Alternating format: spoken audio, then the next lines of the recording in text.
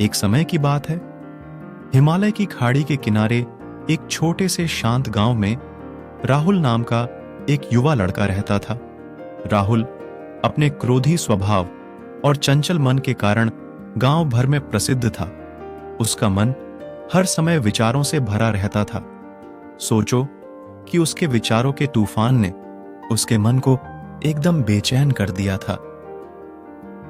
उसके जीवन से शांति मानो गायब हो गई थी और वह हमेशा अपने ही ख्यालों में खोया रहता था और तनावपूर्ण जीवन जी रहा था।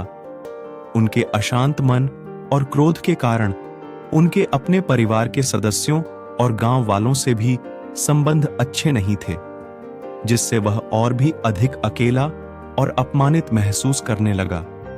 वह और भी अधिक मानसिक तनाव की स्थिति में चला जाता है। एक समय की बात है, राहुल अपने गांव की गलियों में घूम रहा था। तभी उनकी मुलाकात एक बौद्ध भिक्षु से हुई, जो एक पेड़ की छाया के नीचे ध्यान में बैठे थे।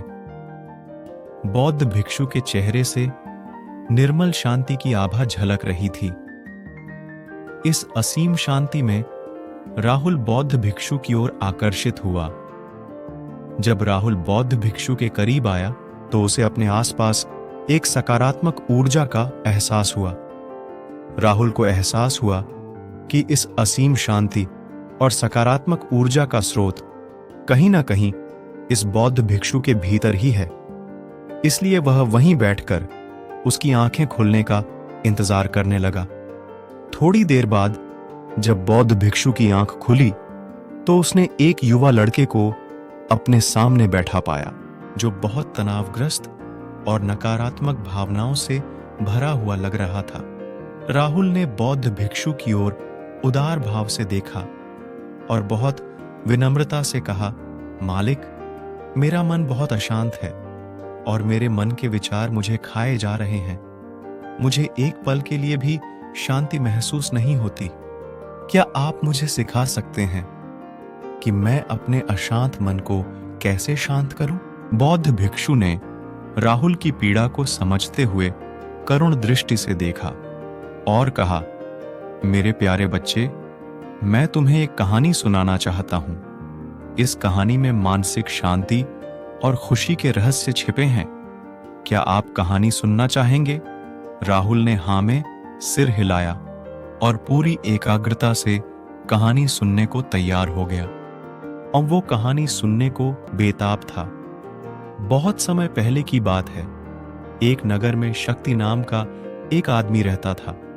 शक्ति बेहद महत्वाकांक्षी व्यक्ति थे और उन्हें हर काम में लोगों से मदद की जरूरत पड़ती थी। यदि उसे किसी से असफलता और बुराई सुनने को मिलती थी तो वह गहरी चिंता और तनाव में चला जाता था। उनका मानना था कि सफलता और भौतिक शक्तियां वांछित खुशी देंगी, लेकिन वह जितना सफलता और प्रशंसा के पीछे भागता था उतना ही मानसिक तनाव में डूबता जाता था। लेकिन अचानक शक्ति का सामना उस समय के मशहूर बौद्ध भिक्षु से हो गया, जिसका नाम महाकौशल था। महाकौशल अपने शिष्यों को ध्यान की शिक्षा देते थे और वह स्वयं एक बहुत ही ध्यानमग्न और प्रबुद्ध व्यक्ति थे। महाकौशल की अद्भुत एकाग्रता से प्रभावित शक्ति ने उनसे अपने भटकते मन को शांत करने का उपाय जानना चाहा। शक्ति ने कहा कि महंत मैं हमेशा सफलता के पीछे भागता हूं और लगातार अधिक हासिल करने की कोशिश करता हूं, फिर भी मुझे कोई क्षणिक संतुष्टि या आत्मसंतुष्टि नहीं मिलती। इस निरंतर बेचैनी के बीच मैं शांति कैसे पा सकता हूं? बौद्ध भिक्षु ने करुण दृष्टि से उसकी ओर देखा और उत्तर दिया, आपका मन एक अशांत नदी की तरह है जो हमेशा बहती रहती है। आप कभी भी शांत नहीं रह सकते। इसलिए इस अशांत मन को शांत करने के लिए आपको अपने विचारों को बिना किसी रुकावट के जाने देने की कला सीखनी होगी। शक्ति को आश्चर्य हुआ और उसने पूछा कि मैं अपने विचारों को कैसे जाने दूं? आखिर मैं भी तो अपनी इच्छाओं और महत्वाकांक्षाओं से बंधा हुआ हूं। यह सुनकर बौद्ध भिक्षु मुस्कुरा दिए। बौद्ध भिक्षु ने कहा, कल्पना करें कि आपके हाथ में पानी का एक गिलास है। अब आप इसे जितनी देर तक पकड़कर रखेंगे, यह उतना ही भारी होता जाएगा, और अगर आप इसे काफी देर तक पकड़े रहेंगे तो आपके हाथ में दर्द होने लगेगा। लेकिन अगर आप उस पकड़ को ढीला कर दें और छोड़ दें तो आपका बोझ खत्म हो जाएगा। राहुल ने पूरी कहानी और उसका संदेश ध्यानपूर्वक सुना। वह समझ गया कि अपने विचारों और इच्छाओं से चिपके रहने से उसका बोझ बढ़ जाता है और अंदर ही अंदर अशांति पैदा कर देता है। अब राहुल को कहानी का अंत सुनने की उत्सुकता से प्रतीक्षा थी। कहकर बौद्ध भिक्षु ने कहानी जारी रखी। एक बौद्ध भिक्षु की बात मानकर शक्ति ने विचारों को त्यागने का अभ्यास शुरू कर दिया। वह बिना किसी पूर्व निर्णय के अपने विचारों और भावनाओं को आते और जाते देखता था। अब उसने विचारों को पकड़ना बंद कर दिया था। विचार उठते थे और अपने आप चले जाते थे। धीरे धीरे उसे यह एहसास होने लगा कि उसकी इच्छा और भावना ही सभी दुखों का कारण है। जैसे जैसे शक्ति ध्यान में गहरे उतरते गए, उन्होंने पाया कि वर्तमान में जीना ही आंतरिक शांति का एकमात्र स्रोत है। वह खुद को वर्तमान में स्थापित करके अपने मन की निरंतर बकवास से छुटकारा पा सकता था। धीरे धीरे शक्ति का मन एक शांत झील की तरह हो गया, जो बाहरी दुनिया को अपने अंदर प्रतिबिंबित करती है। उन्होंने जीवन की सादगी में संतोष को अधिक महत्व दिया और भौतिक संपत्ति के प्रति अपना लगाव छोड़ दिया। जैसे ही शक्ति में ऐसे बदलाव की खबर लोगों के बीच फैली, दूर दूर से लोग मार्गदर्शन लेने आने लगे। लोगों को विचारों को मुक्त करने की कला सिखाना और उन्हें अपने भीतर शांति खोजने के लिए मार्गदर्शन करना, वह लोगों के बीच शांति और ज्ञान का प्रतीक बन गया। शक्ति और साधु की कहानी समाप्त कर महाकौशल बौद्ध भिक्षु कुछ देर के लिए चुप हो गए, ताकि इस कहानी का अर्थ राहुल के मन में अच्छी तरह बैठ जाए। राहुल ने बौद्ध भिक्षु की ओर देखा तो उनकी आंखों में अब एक नई समझ दिखाई दे रही थी। राहुल ने धीरे से कहा कि मुझे इस कहानी में ज्ञान दिखता है, लेकिन मैं इसे अपने जीवन में कैसे लागू करूं? मैं अपने अशांत मन को कैसे शांत कर सकता हूं? राहुल के इस सवाल पर बौद्ध भिक्षु गर्मजोशी से मुस्कुराते हैं और फिर कहा कि अशांत मन को शांत करने का अभ्यास आत्म जागरूकता से शुरू होता है।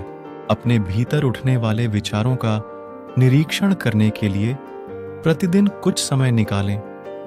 उन भावनाओं पर ध्यान दें जो आपके मन में आती हैं और देखें कि वे कैसे आती हैं और आकाश में गुजरते बादलों की तरह चले जाएं। राहुल ने आंखें बंद कर लीं और बौद्ध भिक्षु के कहे अनुसार अपने विचारों का अवलोकन करने लगे। जैसे ही उसने अपने भीतर उठने वाले विचारों पर ध्यान देना शुरू किया, उसे इसका एहसास हुआ। उसे अपने अंदर चिंता और इच्छाओं की एक निरंतर धारा बहती हुई महसूस हुई। सिर्फ एक एहसास ने ही उसे एक अद्भुत शांति का एहसास कराया। उन्हें यह भी एहसास हुआ कि यह सभी विचारों और भावनाओं से अलग है। बौद्ध भिक्षु ने आगे कहा कि जैसे शक्ति ने खुद को सभी मोह माया से अलग कर लिया था, वैसे ही अपने मन को अशांतकारी विचारों और भावनाओं से मुक्त करने का अभ्यास विकसित करो। बिना किसी पूर्वाग्रह के विचार को वैसे ही स्वीकार करें जैसे वह आता है, और फिर धीरे धीरे उन्हें जाने दें और अपना ध्यान वर्तमान क्षण पर केंद्रित करें। लेकिन राहुल ने टोकते हुए कहा कि अगर विचार और भावनाएं इतनी मजबूत हैं तो क्या होगा? बौद्ध भिक्षु ने कहा, यह बना रहता है और मन को छोड़ने से इनकार करता है। बौद्ध भिक्षु ने राहुल की बात से सहमति जताते हुए सिर हिलाया और कहा, ऐसे कई मौके आएंगे जब आपके मन में सवालों का बवंडर चल रहा होगा, जब आपका दिमाग आपकी बात ही नहीं सुनेगा। बौद्ध भिक्षु ने बताया कि जब भी आपका मन अशांत हो तो तुरंत अपनी सांसों पर लौट आए। सांस की वाद्य गति आपको तुरंत वर्तमान के चरणों में वापस खींच लेगी और आपको शांति का अनुभव कराएंगी। एक बौद्ध भिक्षु के निर्देशानुसार आने और जाने वाली सांसों पर ध्यान केंद्रित करने का प्रयास करें। इस छोटे से व्यायाम से उन्हें मानसिक शांति का अनुभव हुआ। उसे याद आया कि उसकी सांसें हमेशा उसके साथ थीं, जो उसे वर्तमान क्षण की याद दिलाती थीं, आराम और शांति लाती है। राहुल के इस विकास को देखकर बौद्ध भिक्षु मंद मंद मुस्कुराए और बोले, मेरे प्रिय, बेचैन मन को शांत करना एक ऐसा अभ्यास है जिसमें बहुत प्रयास और दृढ़ इच्छा शक्ति की आवश्यकता होती है, क्योंकि लगातार व्यायाम से मांसपेशियां मजबूत होती हैं। उसी तरह नियमित अभ्यास से मन भी शांत होता है। स्वीकृति में सिर हिलाते हुए इस बौद्ध भिक्षु ने राहुल के कंधे पर हाथ रखकर कहा, मुझे आपकी क्षमता पर बहुत भरोसा है और आपको जल्द ही आंतरिक शांति मिलेगी। लेकिन याद रखें कि यह आसान नहीं होगा, लेकिन अगर आप दृढ़ इच्छा शक्ति और खुले दिल से प्रयास करेंगे तो आप निश्चित रूप से वह शांति पा लेंगे जो आपके अंदर है। उस दिन से राहुल अपने अशांत मन को शांत करने का प्रयास करने लगा और हर दिन ध्यान करने के लिए एक अलग समय निर्धारित किया। उसने अपने मन में उठने वाले विचारों को बिना किसी रोक टोक के जाने दिया और अपनी सांसों के जरिए खुद को वर्तमान में बनाए रखने की कोशिश की। समय के साथ अभ्यास करते हुए राहुल को अपने अंदर शांति का अनुभव हुआ। जैसे जैसे समय बीतता गया, राहुल को ज्ञान और शांति का स्रोत कहा जाने लगा। ग्रामीण अपने अशांत मन को शांत करने के लिए राहुल के पास आने लगे। बौद्ध भिक्षुओं के शिक्षक दूसरों की मदद करते समय आत्म जागरूकता की शक्ति साझा करते हैं। बौद्ध भिक्षु आंतरिक शांति पाने की शिक्षा देते हैं। इसके साथ ही उन्होंने अपनी सांसों पर ध्यान देने और अपने विचारों को मुक्त करने की कला भी सिखाई। ऐसे निवासियों का विकास हुआ और उन्हें मन की अमूल्य शांति मिली। बौद्ध भिक्षु की शिक्षाओं और राहुल द्वारा संचालित अभ्यास के माध्यम से विचारों को त्यागने और वर्तमान में जीने की कला दूर दूर तक फैल गई। उन्होंने कई लोगों की जिंदगी बदल दी और जैसे जैसे समय बीतता गया, उनकी जिंदगी और भी बदलती गई। राहुल का शांत प्रभाव उसके गांव की सीमाओं से परे तक फैला हुआ था। आसपास के गांवों और शहरों से लोग राहुल के परिवर्तन की कहानी सुनते थे, उनसे सलाह लेने आते हैं। मन के बोझ तले दबे लोगों के लिए राहुल आशा की किरण बन गया। राहुल की शिक्षाएं केवल ध्यान और प्रवचन तक ही सीमित नहीं थीं, बल्कि वह रोजमर्रा के काम जागरूकता के साथ करने पर ज्यादा जोर देते थे। वह लोगों को अपनी भावनाओं के प्रति जागरूक रहने की याद दिलाते थे।